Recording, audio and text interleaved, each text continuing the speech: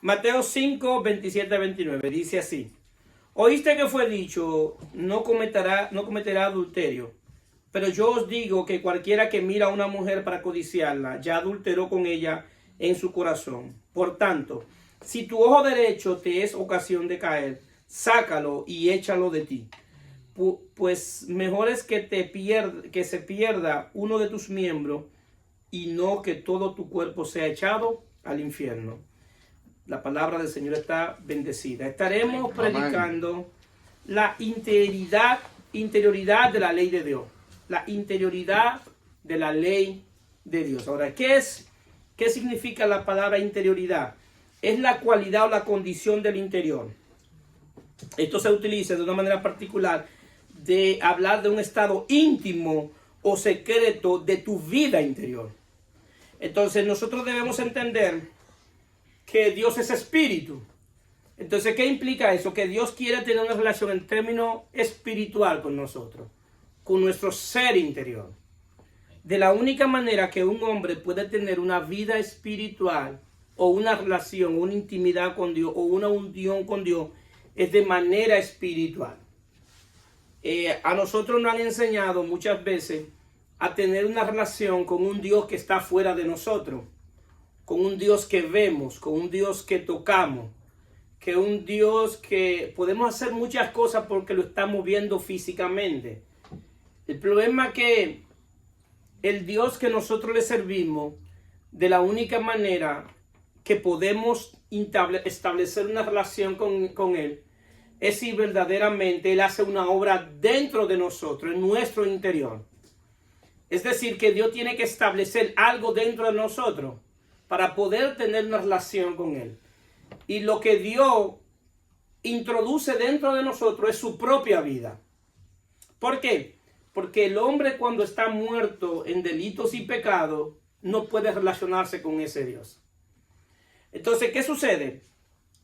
Nosotros vemos aquí, esta parte de la escritura que hemos leído es un fragmento de una predicación que Jesús da. Y es la predicación del Sermón del Monte. También se le llama el sermón de la bienaventuranza. Es una predicación. Y entonces, ¿por qué esto es importante? Porque Jesús viene a poner en contraste lo que dice la ley de Moisés y lo que él está diciendo. Si se da cuenta que él subió al monte y se sentó allá en el monte y vinieron muchas gente a los pies de él a escuchar lo que también en la Biblia se llama la cátedra de Jesús, las enseñanzas de Jesús. ¿Por qué es importante el lugar geográfico donde él estaba enseñando?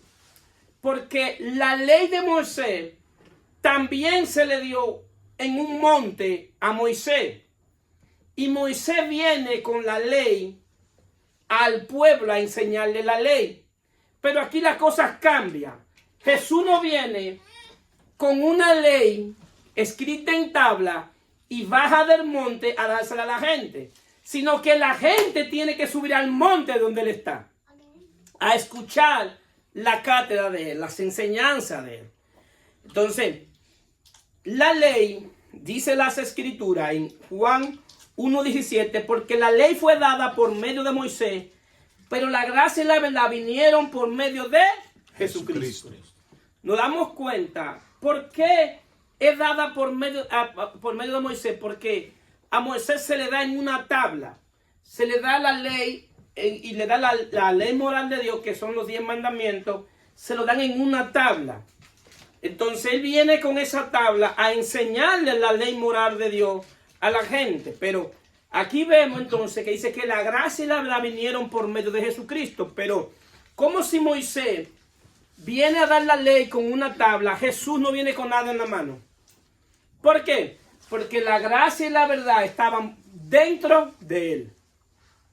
Porque él estaba lleno de gracia y de verdad. Entonces, al estar lleno de gracia y de verdad, él no tenía que traer una tabla. Él solamente tenía que hablar lo que tenía dentro. Y lo que él tenía dentro era gracia y verdad. Entonces, ¿qué sucede? Si nosotros nos damos cuenta, la ley de Moisés tenía 613, era una sola ley, con 613 estipulaciones. Porque la ley no eran específicamente 613, era una ley, la ley de Moisés.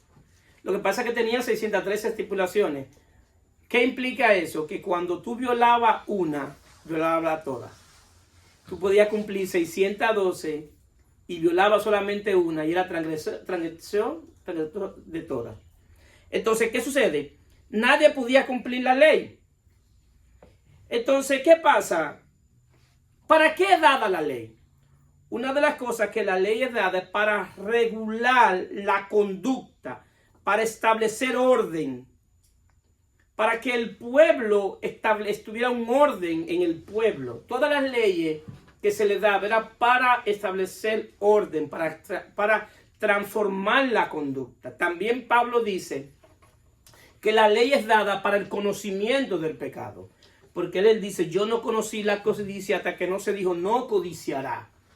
La ley tenía algo en particular que saca dentro de todo lo pecaminoso que tiene el hombre. La ley revela la condición del corazón del hombre. Porque por naturaleza el hombre quiere todo aquello que se le prohíbe. Solamente hay que decirle hoy a ustedes, no coman dulce. O no coman un postre. Y usted va a ver cómo le va a dar deseo comer un postre. ¿Por qué? Porque tu naturaleza va a pedir lo que se te prohíbe. Eso está dentro del corazón del hombre. Entonces la ley viene a sacar lo que el hombre tiene dentro. Es decir, que la ley revela lo pecaminoso que es el hombre, pero la gracia revela lo bueno que es Dios. ¿Cuántos dicen amén? Amén. Entonces Jesús viene a hablarle en este sermón y le habla del amor, le habla de no matar, le habla de no adulterar. Jesús completamente dio una cátedra. Le dice, vosotros sois la luz del mundo en medio de la predicación. Y dio muchísimas enseñanzas. Los que estaban ahí estaban maravillados de la predicación de Jesús. Pero lo que uno puede notar en el texto, que Jesús lo que está haciendo es entrando a un periodo de transición.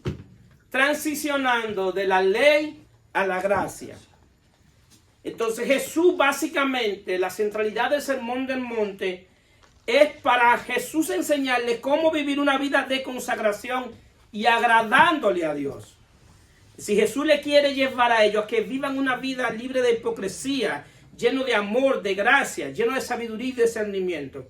Ahora bien, pero todo el que estaba ahí, cuando escuchó esta predicación, cuando escuchó que Jesús dijo, oíste que fue dicho, no cometerás adulterio, pero yo te digo que cualquiera que mira a una mujer para codiciarla, ya adulteró con ella en su corazón. Pero cualquiera que estuviera ahí y que supiera de la ley, cuando escuchara eso, iba a decir, espérate.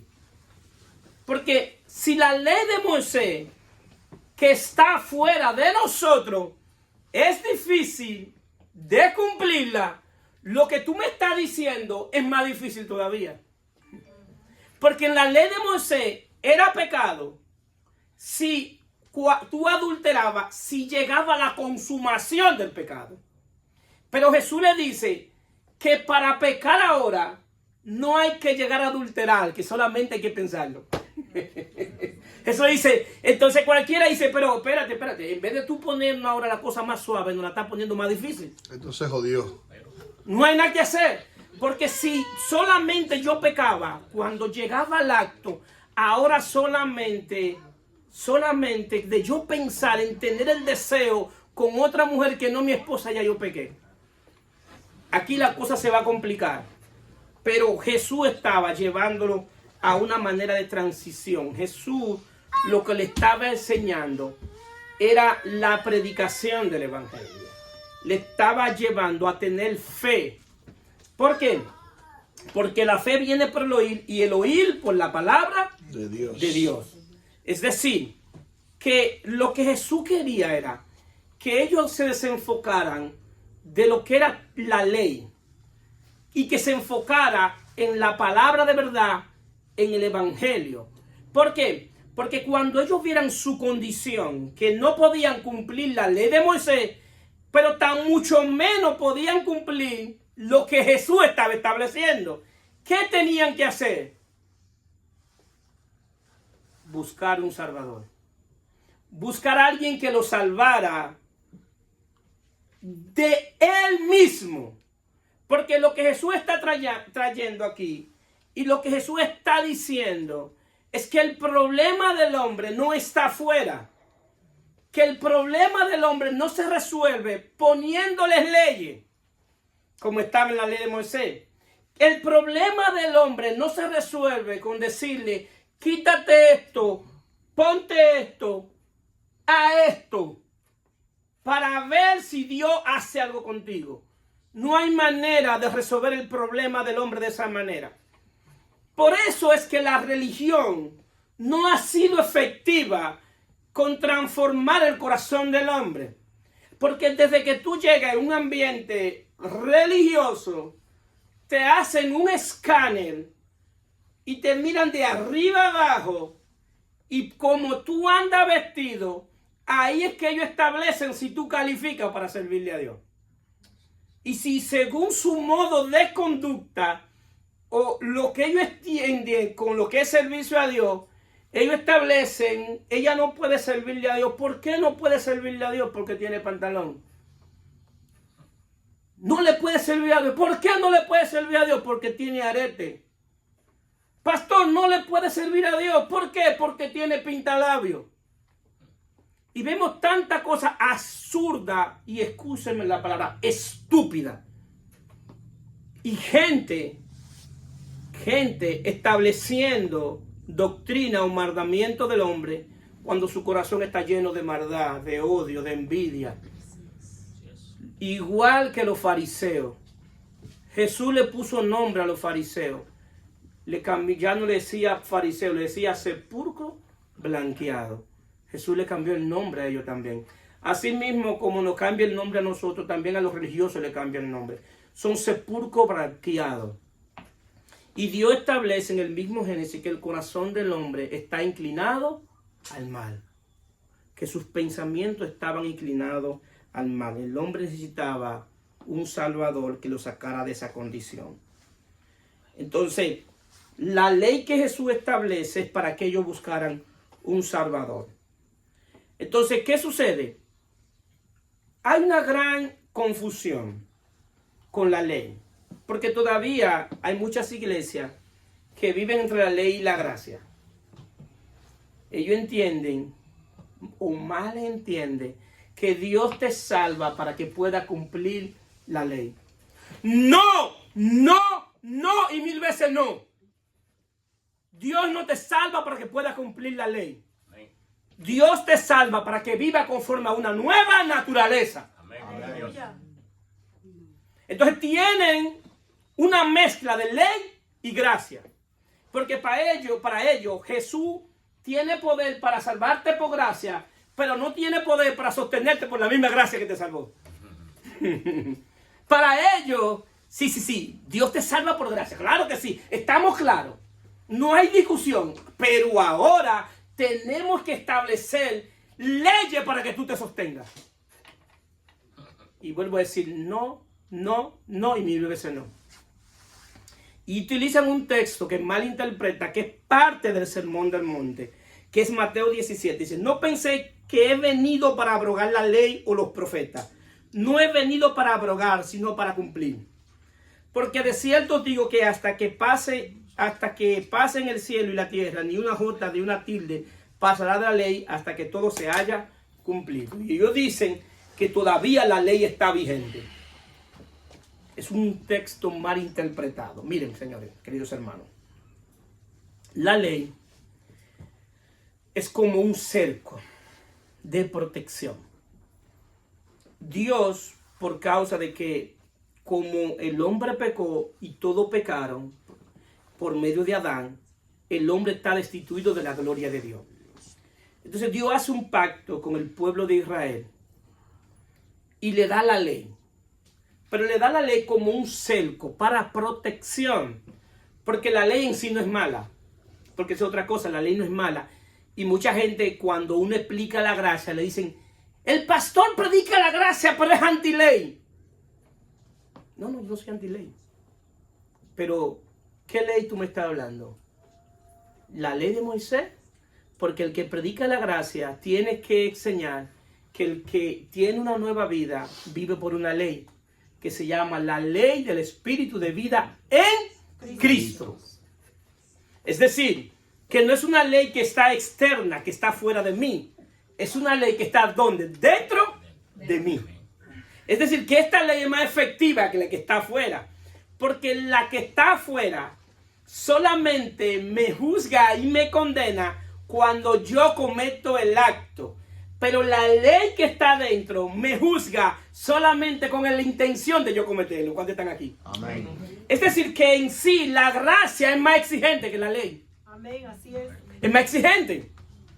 Pero mucha gente quiere vivir bajo la ley porque cuando cumple ciertas leyes, ellos se sienten que pueden ir a la presencia de Dios y demandarle a Dios lo que Dios tiene que darle, porque yo cumplí esto y esto, ahora yo me merezco la bendición. Y como yo me merezco la bendición, tú tienes que hacer lo que sea para darme lo que yo me gané. Ese es el problema. Que entonces comienzan a tener una mente legalista, que hay un evangelio y viven una vida religiosa de intercambio. Yo hago esto para que Dios me dé esto. Y lo voy a hacer ahora porque Dios me lo va a dar ahora. El que ha entendido el maravilloso evangelio de la gracia y de la obra de Dios en el Espíritu se va a dar cuenta que todo lo que hacemos por Dios y para Dios porque estamos agradecidos de Él. No es porque nos merecemos algo. Lo que hacemos es una manifestación de gratitud por lo que Él ha hecho en nosotros. ¿Cuántos están aquí? Amén. Se dan cuenta que entonces, que es mejor entrar a la dimensión del Espíritu. Pero entonces, cuando dice esto de que Jesús no vino a abrogar la ley, y es verdad, Él no vino a abrogar la ley, porque la ley era como era un cerco. Y abrogar es derribarla. Dice, yo no vengo a derribarla. Yo no vengo a quitarla en sí mismo. Lo que yo vengo es a cumplirla. ¿Por qué? Porque nadie puede cumplir la ley. Entonces, como nadie puede cumplir la ley, yo la voy a cumplir. Y el único que cumplió la ley, ¿quién fue? Jesús. Ahora, ¿qué dice Romanos 10:4? Porque el fin de la ley es Cristo. Amén. Ese capítulo lo han quitado para muchísimo. Lo vuelan. Porque el fin de la ley es Cristo, para justicia de todo de aquel que cree. Amén. Amén. Gloria a Dios. La ley terminó en Cristo. Él no la derribó, Él la culminó. Y la manera que Él la culmina es en la cruz. ¿Para qué? Para poder justificar a aquellos que son de la fe. El día que tú vienes a Cristo, lo único que tú necesitas, única y exclusivamente, es la fe en Él. Amén. Punto. Así es. Amén. Pastor, pero tengo que hacer esto. No. Cree en Jesucristo. Amén. Cree en Jesucristo. Ese es el gran dilema. Que a la obra de Cristo le han añadido tantas cosas. Y cuando alguien le añade algo a la obra de Cristo, le está diciendo que la obra no fue perfecta. Que la obra de Él no fue suficiente. Pero no se preocupen, como no fue suficiente, aquí estoy yo para resolver ese problema. Aquí estoy yo. No te preocupes, Dios, que yo estoy aquí. La cruz fue imperfecta. Ahora yo tengo que añadirle algo a la cruz para que esto se resuelva. Si Pablo hubiese estado en este tiempo, se hubiese muerto de corazón. Un infarto, hermano Pablo.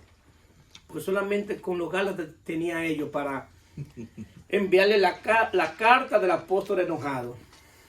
Como le dicen, también la carta del apóstol enojado. Y él le hace una pregunta. Yo solamente quiero hacerle una pregunta. Gálatas insensato. Ustedes recibieron el Espíritu Santo por las obras de la ley o por oír con fe. Tan necio soy. Empezaron por el espíritu y ahora terminaron por la carne. Él le está diciendo que lo que el creyente necesita es oír con fe. Ahora bien, la fe nuestra del nuevo pacto es una fe como una respuesta a lo que ya Cristo hizo. Es decir, mi fe no es conforme a una promesa. Mi fe no es conforme a un sí y un entonces. La fe nuestra es que hemos creído que Cristo murió por nosotros en la cruz del Calvario. ¿Cuánto lo creen? Amén. Amén. Hemos creído que murió y resucitó. ¿Cuánto lo creen? Amén. Y que tiene una segunda venida. ¿Cuánto lo creen? Amén. ¿Y cuánto creen que el que cree en Jesucristo pasa de muerte a vida? Amén. Gloria a Dios. Entonces, lo que necesita la gente es creer en Jesucristo. Amén. Y ahora, entonces, entra a una dimensión que se llama la dimensión del Espíritu. La ley debió ser culminada, Jesús debió finalizarla, porque Gálatas 3:9, 3:19 y 20 dice: entonces, ¿para qué sirve la ley? Porque mucha gente puede decir, pero pastor, entonces ¿para qué sirve la ley? Porque está ahí en la Biblia, claro que está ahí, pero ¿para qué sirve? Vamos, la Biblia tiene algo bueno, que ella misma se interpreta sola. A la Biblia no hay que añadirle nada. Lo que tú no entiendes en un capítulo, que tú no entiendes a plenitud, busca otro capítulo que fácilmente te da más plenitud. Entonces dice, entonces ¿para qué sirve la ley? Fue añadida a causa de las transgresiones, hasta que viniese la simiente a quien fue hecha la promesa. ¿Quién es esa simiente? Jesucristo. Jesucristo. La promesa se le hizo a la simiente de Jesucristo, a la simiente. Porque dice, hasta que viniese la simiente a quien fue hecha la promesa. Y fue ordenada por medio de ángeles en manos de un mediador. Y el mediador no lo es uno solo, pero Dios es uno. Pablo está diciendo que la simiente es Cristo. La promesa que se le da es una promesa que se da en Génesis 3:15 después de la caída, que habla de la simiente de la mujer y de la simiente de la serpiente. Génesis 3:15, ¿quién te lo ha leído? Y dice, pondré enemistad entre la simiente de la serpiente y la simiente de la mujer. La simiente de la serpiente va a herir a la simiente de la mujer en el carcañán, y él te va a herir en la cabeza. Le está diciendo, le va a quitar todo dominio a la tiniebla, a Satanás, pero en la cruz, en el Gólgota. ¿Qué significa el Gólgota? El monte de la caravela. Por eso es que ustedes ven cuando hay en un envase que hay algo de peligro, ¿qué le ponen? Una caravela. Con dos huesitos. Con dos huesitos. Entonces ahí Jesús, la simiente de la mujer. Entonces esa simiente, ¿qué vendría a hacer? Vendría a hacer algo interno en nuestro espíritu por medio a la fe. El día que usted creyó en Jesucristo, usted ahora tiene el Espíritu de Dios o la simiente de Cristo, como usted quiera llamarla, morando por dentro. Ahora usted pasa a vivir bajo otra ley. Porque la ley de Moisés tenía ciertas debilidades. O no la ley en sí mismo, sino al hombre que se le dio la ley. Romanos 8:1. Ahora pues, ninguna condenación hay para los que están en Cristo Jesús. Los que no andan conforme a la carne, sino conforme al Espíritu. Porque la ley del Espíritu de vida en Cristo Jesús me ha librado de la ley del pecado y de la muerte. Aquí viene el problema de la ley. Porque lo que era imposible para la ley, por cuanto era débil por la carne, Dios enviando a su Hijo en semejanza de carne, de pecado, y a causa del pecado, condenó el pecado en la carne. Ahora nosotros, los que estamos en Cristo, vivimos también bajo una ley. Pero la ley que vivimos no es conforme a la ley de Moisés. No es conforme a ordenanzas que están fuera de ti. No hay ninguna ordenanza que esté fuera de ti que te cambie tu manera de pensar. No hay ninguna ordenanza que esté fuera de ti que te dé vida. No hay ninguna ordenanza fuera de ti que te santifique. No hay ninguna ordenanza fuera de ti que te revele a Dios. Pastor, pero una, no, ni una. Porque ahora tú tienes una ley que se llama la ley del Espíritu de vida en Cristo. Esa ley opera por medio a la vida de Cristo. Todo aquel que ha nacido de nuevo ya tiene esa ley. Operando en el Espíritu. Ahora hay un problema aquí. Que el día que nacimos de nuevo nos dieron vida cuando estábamos muertos en delito Y pecado. y pecado. Eso lo dice la Biblia, ¿verdad? Claro.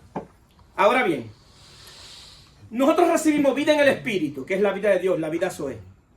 Pero en mi alma yo tengo otra clase de vida, que es lo que la Biblia llama alma viviente, en un estado de corrupción y caído. Bien, ¿qué sucede? Fácilmente yo tengo toda mi vida viviendo bajo la ley del pecado y de la muerte, que opera en el alma. Y tengo toda mi vida operando ahí. Pero viene una ley superior a mi espíritu, y tengo entonces dos leyes operando en mí. Una que opera en mi espíritu y otra que opera ¿dónde? En mi alma. ¿Cuándo están aquí? Estamos aquí. Entonces, ¿qué tiene que hacer la ley del espíritu de vida? Libertarme de la ley del pecado y de la muerte. Hacerme libre. Libertarme es hacerme libre. Porque hasta el día que yo no sea libre de esa ley, lo que yo voy a responder es por medio a la vida del alma y no por medio a la vida del espíritu. Esa es la obra verdaderamente que produce la transformación interna del hombre. ¿Se dan cuenta? Dos cosas que están completamente alejadas. Lo que es decirle cuántas cosas tú tienes que hacer a la gente para que alcance el favor de Dios. O decirle, responde conforme al favor de Dios que yo te recibiste. Lo que tú vas a actuar ahora es conforme a la vida del Espíritu. Ahora tú entraste a la dimensión del Espíritu. Todo en cuanto a la relación con Dios es conforme a la dimensión del Espíritu. Todo es conforme a la dimensión del Espíritu. El asunto es que vivir conforme a la dimensión del Espíritu se debe ejercitar. Porque fácilmente yo he creído en Jesucristo y en verdad he sido salvo porque el Espíritu de Dios está en mí y me ha regenerado y le sirvo a Dios. Pero el problema es que tengo dos clases de vida. Tengo la clase de vida en el Espíritu y la clase de vida en el alma. Entonces tengo dos conflictos. ¿Por cuál vivo? ¿Por la de la carne o por la del Espíritu? Porque las dos tienen dos manifestaciones. La vida de la carne, o la vida en el alma, vamos a decirle así, produce lo que se llama la obra de la carne. Y la vida del Espíritu, ¿qué produce? El fruto del Espíritu. Es decir, que las dos vidas tienen dos clases de manifestaciones. Ahora yo necesito andar conforme al Espíritu. Y andar conforme al Espíritu es andar conforme a mi nueva naturaleza. Entonces, ¿qué sucede? Pablo dice, de la manera que recibiste al Señor, así seguir. ¿Cómo tú recibiste al Señor? Por fe. Pastor, ¿qué debo hacer? Seguir por fe. Porque el problema es que muchos empiezan muy bien porque alcanzaron la gracia por medio de la fe, pero en el camino hacen como los Gálatas, que comenzaron en el Espíritu y terminaron en la carne. Comienzan a hacer obra para recibir el favor de Dios o para torcerle el brazo a Dios. Déjame hacer esto para que Dios haga esto. Déjame hacer 10,001 sacrificios para que Dios haga esto. Y entran en un círculo vicioso, queridos hermanos, y un infantilismo espiritual que todo lo resuelve conforme a la vida del Espíritu, todo lo resuelve con un sacrificio, con un ayuno o con una oración para que Dios haga la voluntad de ellos. La mejor oración que tú puedes hacer es que Dios te revele cuál es la voluntad de Dios. Esa es la mejor oración. Si tú quieres, enfócate en eso. Señor, revélame cuál es tu voluntad. Porque cuando tú me reveles cuál es tu voluntad, yo voy a comenzar a orar conforme a tu voluntad. ¿Por qué? Porque la oración que Dios oye y contesta es la que hacemos conforme a la voluntad de Él. ¿Cuántos están aquí? Amén. Esa es la que le oye y responde. Pastor, que yo quiero, Dios, que yo quiero esto y esto. Y si no es la voluntad de Dios. El no de Dios es tan bueno como el sí. Lo voy a repetir, el no de Dios es tan bueno como el sí. Amén. Amén. Cuando Dios te dice no, te está poniendo un cerco. Cuando te está librando. Cuando Dios te dice no, te está poniendo un cerco, querido hermano. Es un cerco de protección. Porque nosotros sabemos de hoy, pero no sabemos de Mañana. mañana. Pero Dios sí lo sabe, porque Dios es eterno. Amén. Dios no se limita al tiempo. Entonces, como Dios no se limita al tiempo, Dios sabe qué va a hacer de nosotros en 5, en 2 o 3 años. Y lo que yo quiero con mis deseos carnales, que yo creo que es una bendición, puede ser lo que sin yo darme cuenta me está llevando a la perdición.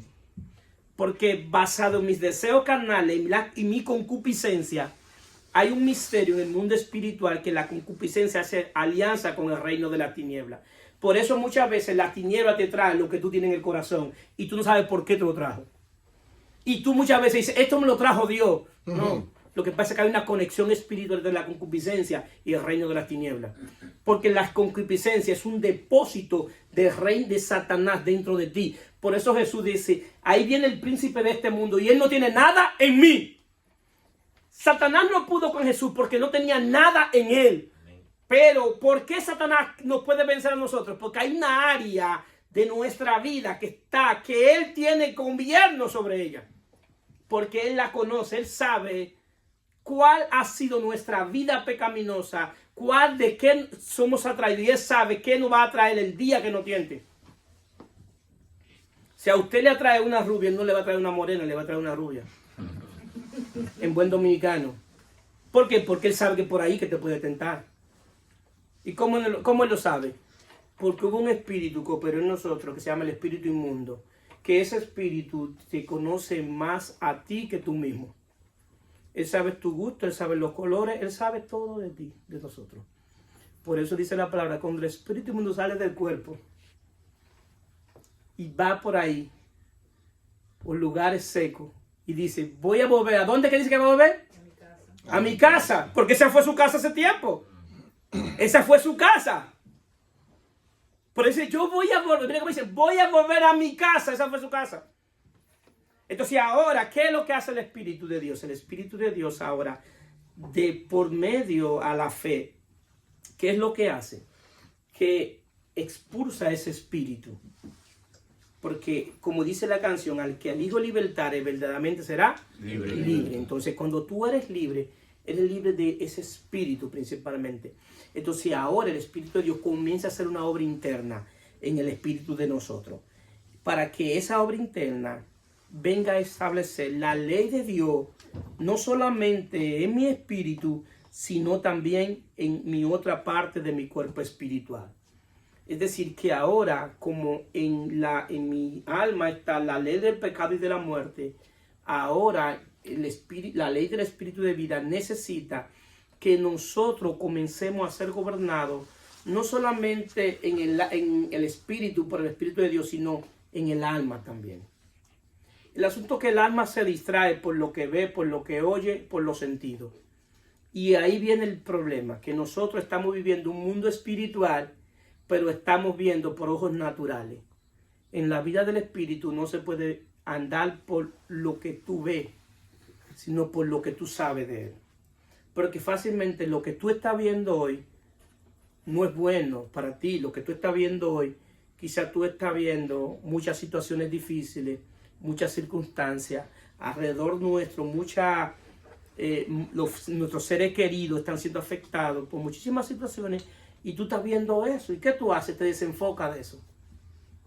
Pero yo, ¿a qué debo creer? ¿A lo que estoy viendo o a lo que ha dicho Dios en su palabra? Eso es la fe. Eso es la fe. Lo que yo debo creer es lo que ha dicho en su palabra, porque nosotros no andamos por vista, sino por fe. Y la fe tiene que ver con lo que Él dijo. Y si Él dijo que estará con nosotros hasta el fin del mundo, entonces yo debo creerlo. Aunque yo vea todo lo contrario, yo debo creer que Él dijo que iba a estar conmigo hasta el fin del mundo. Amén. Entonces con eso tiene que ver con la calidad de mi ser interior. Cuando mi ser interior viva conforme a la palabra de Dios, mi vida va a cambiar. Amén. Amén. Mi vida va a cambiar. El asunto es que nosotros tenemos tanta mezcla. Todo aquí, el que ha llegado aquí, ha caminado fácilmente por mismo de 2 a 3 religiones. Y cada religión tiene un librito. Y te da el librito conforme a las religiones. El asunto es que Jesús no predicó religión. Jesús vino a predicar el reino de Dios. Es decir, que lo que tú necesitas hacerte experto es en el reino de Dios. ¿Qué Dios ha dicho en su palabra? Es decir, ¿qué yo debo creer? ¿Qué se dijo que es para mí? ¿Y qué se ha dicho en la Biblia que no es para mí? Es decir, ¿cómo lo dijo el que lo dijo? ¿Y cómo lo recibió al quien se le dijo? Yo necesito, para vivir una vida verdaderamente espiritual, yo necesito hacerme, como decía Pablo, un perito arquitecto de las Escrituras. Yo necesito que cuando yo llegue a las Escrituras, yo poder entender verdaderamente qué es lo que Dios está diciendo. Pero la mayor revelación de Dios no estaba en la ley. La máxima revelación de Dios es su Hijo, Jesucristo. Amén. Entonces yo necesito escuchar a su Hijo. Yo necesito escuchar lo que Él dice. Porque Jesús es el único que puede revelar íntimamente a Dios. Y eso es lo que dice Juan 1, 15, 18. Juan dio testimonio de Él y clamó diciendo, este es el de quien yo decía, el que viene después de mí es antes de mí, porque era primero que yo. Porque de su plenitud tomamos todo, gracia sobre gracia. Pues la ley por medio de Moisés fue dada, por la gracia y la verdad vinieron por medio de Jesucristo. A Dios nadie le vio jamás. El unigénito Hijo de Dios que está en el seno del Padre, Él le ha dado a conocer. Amén. Todo el que está aquí, está viniendo aquí buscando conocer a Dios, lo cual está bien. Y le doy un aplauso. Gloria a Dios. Le doy un aplauso porque están buscando conocer a Dios. Pero aquí hay un asunto, que el único que te puede dar a conocer a Dios es el Hijo. Amén. Entonces yo necesito ahora ver la revelación íntima del Hijo. Porque ahora el Hijo quiere revelarme al Padre, pero no desde afuera. Porque el asunto es que ahora tú no puedes conocer a Dios desde afuera. Tú necesitas conocer a Dios desde adentro. Porque Él es espíritu vivificante. En pocas palabras, un espíritu que da vida. Ahora, ¿qué pasa? Ese espíritu que da vida viene a tu espíritu a cambiar todo tu ser espiritual. A abrirte los ojos espirituales. Cada milagro que nosotros veamos en la Biblia tiene un componente espiritual. Todo lo que usted vio en ese milagro es lo que Dios hace en términos espirituales. El ciego de nacimiento, el de Juan 9, ciego de nacimiento. Jesús viene y lo ve. Toma el lodo, lo escupe. Tú eres judío que vio ahí, que estaba ahí, que vio eso. Eso fue lo último. Para ellos el ser más asqueroso era Jesús, con hacer eso. Eso era inmundo para ellos. Pero como Jesús no le importaba, y Jesús yo creo que a veces lo hacía era para molestarlo, era para ver si se explotan. Delante de ellos, Jesús hace eso delante de ellos, es una ofensa. Toma el lodo, le pone el lodo en la cara, le dice, ve y lávate.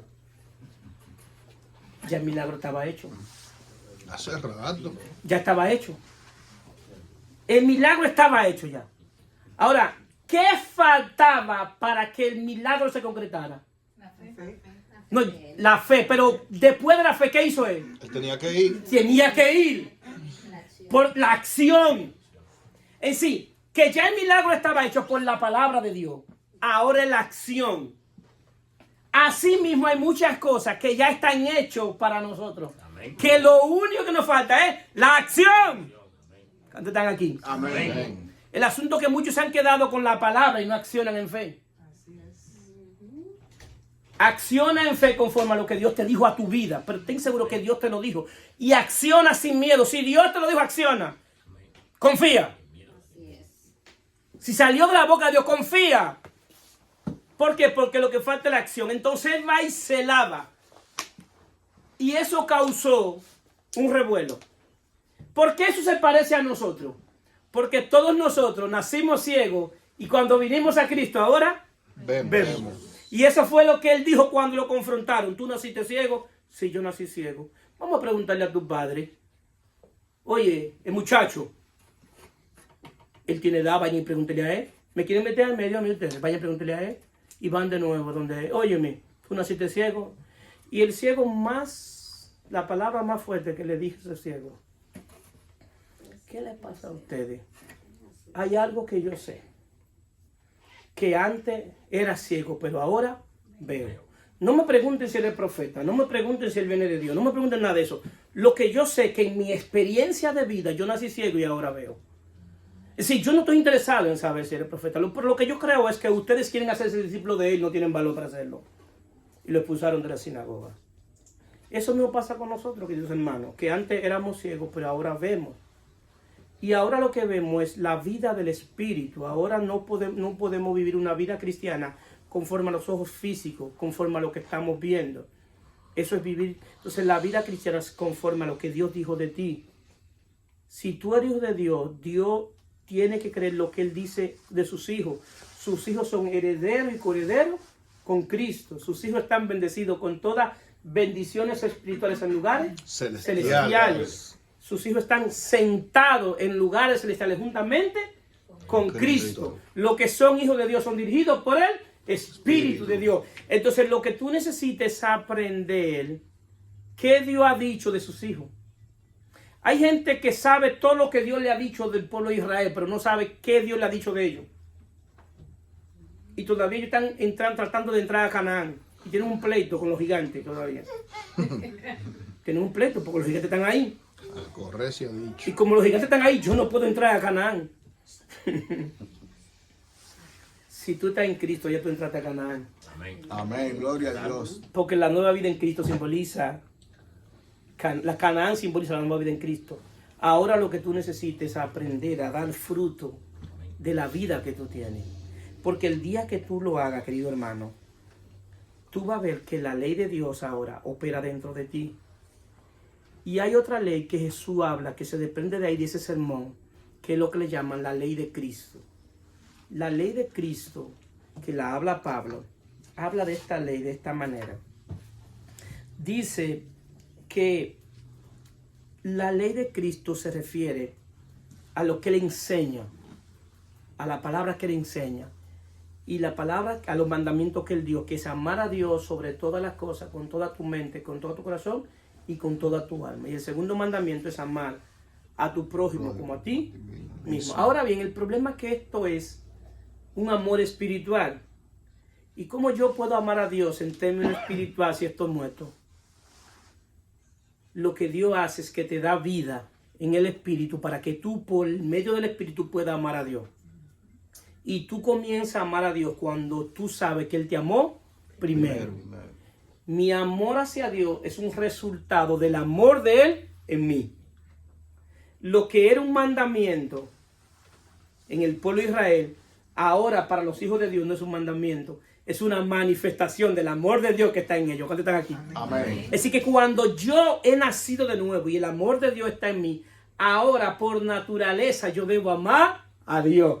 Pero si yo amo a Dios, también amo a quien, a mis hermanos. Y ahí se cumple el mandamiento.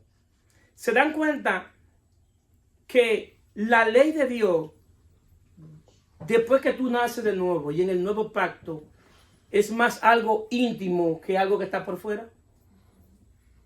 ¿Te das cuenta que tiene que ver más con una relación con una persona llamada Jesucristo?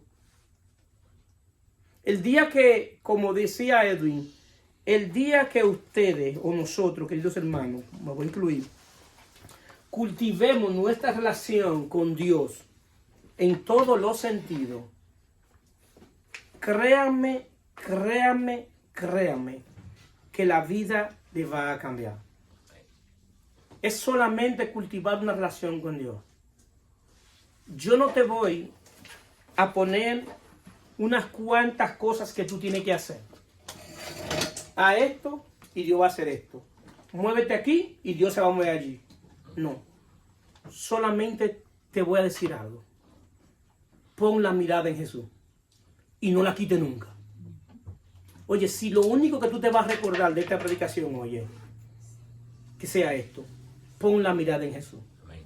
Que el norte sea Él. Amén. Que tu respirar sea Jesucristo. Que tu andar sea Jesucristo. Que tu caminar sea Jesucristo. Que tu adoración sea Jesucristo. Que tu vivir sea Jesucristo. Amén. Aleluya. Porque en Él somos, en Él vivimos y en Él caminamos. Amén. La existencia del hombre está en Jesucristo. Gloria a Dios. Gloria a Dios. Es en Él que está la existencia del hombre. Amén. Porque fuimos creados por Él y para Él. Amén. Gloria a Dios. El día que tú quites la mirada de Jesucristo tiene consecuencias. Para que haya algo íntimo de Dios dentro de ti, el único que puede hacerlo es el Hijo. Porque el único que puede construirle casa al Padre es el Hijo, Jesucristo. Llévate esto en el corazón. Si tú no has cultivado una relación con Jesucristo, con el Hijo, comienza hoy a hacerlo. Me voy en la misma línea de lo que se habló ahorita. Es cultivar una relación con Él. Pastor, pero que a mí me enseñaron que es por medio de fulanito, con medio de fulanito. Yo no te voy a derribar nada. Yo no te voy a derribar a tales. Yo te voy a poner a Jesucristo en el frente. Cuando tú lo mires a Él, Él derriba todo lo que tiene que derribar, pero es Él que lo hace. Gloria a Dios. Aleluya. Es Él que lo hace. Aleluya. Gloria Por eso nunca ataquen la fe de otra gente que crea diferente. Porque nunca se ataca su fe. Lo que nosotros debemos predicarle, lo que tenemos en común, que es Jesucristo. Amén. Y tengo por seguro que el trabajo del Espíritu lo hace el Espíritu. Y lo más seguro que esto, que Él lo hace mejor que yo. Amén. Gloria a Dios. Por eso lo que tengo que poner la palabra en la mesa. Aleluya. El Evangelio es como un león, que solamente hay que soltarlo. Amén. Él se defiende solo. Amén. Amén. Solamente tiene que soltarlo. Porque el Evangelio es poder de quien, de Ariel. De Dios. Poder de Dios. Entonces cuando ustedes le prediquen a alguien, predíquenle de Jesucristo, que Él va a hacer la obra. Amén. Se pueden poner de pie. Bendito sea su